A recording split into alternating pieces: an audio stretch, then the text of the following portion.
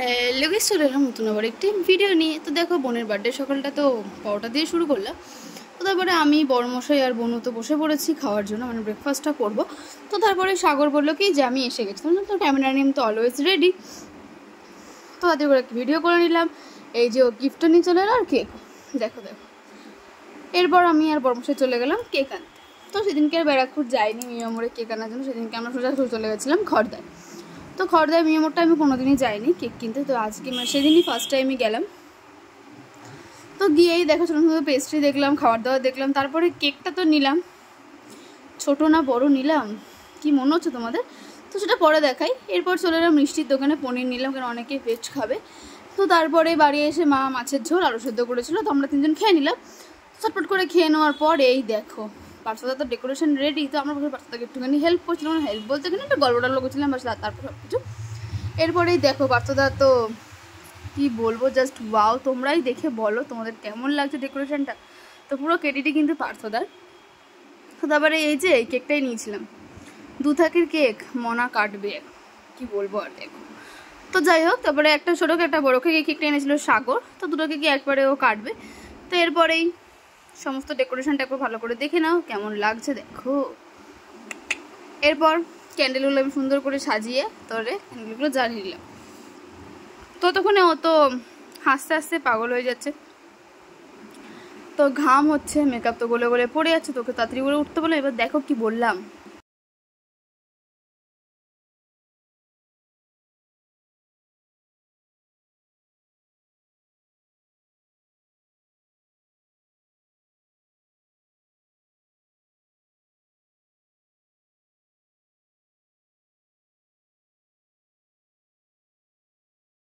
এরপর ওকে তো বলে দিয়েছিলাম যে একদমই কিন্তু যদি ক্যান্ডেল না নেবে কিন্তু কেক কাটতে পারবি না। তো তারপরে অনেক কষ্ট করে ক্যান্ডেলগুলো নিবি, ও কেক কাটলো।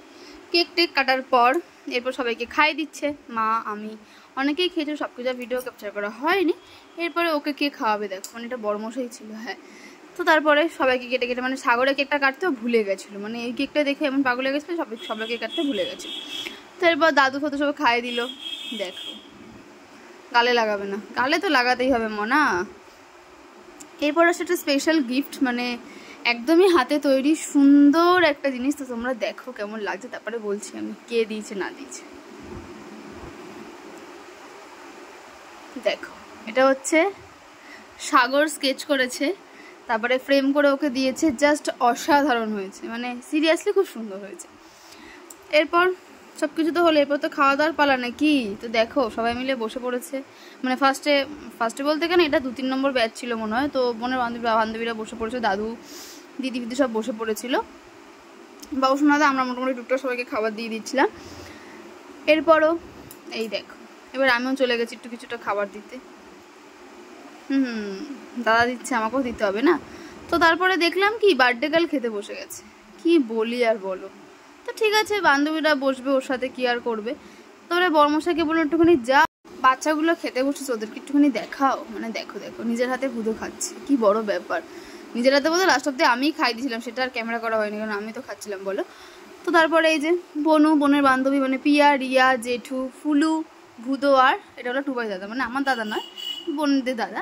তারপরে আমরা বসে পড়েছি, লাস্ট ব্যাচ বিরিয়ানি, চিকেন কষা, স্যালাড আর মিষ্টি ছিল, চাটনি ছিল।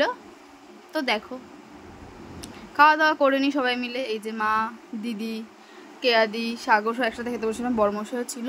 তো কেমন লাগলো বলো ব্লগটা, আর সত্যি ভালো এনজয় হয়েছে। ভালো লাগলে ভিডিওটা লাইক কমেন্ট শেয়ার করে দিও, টাটা।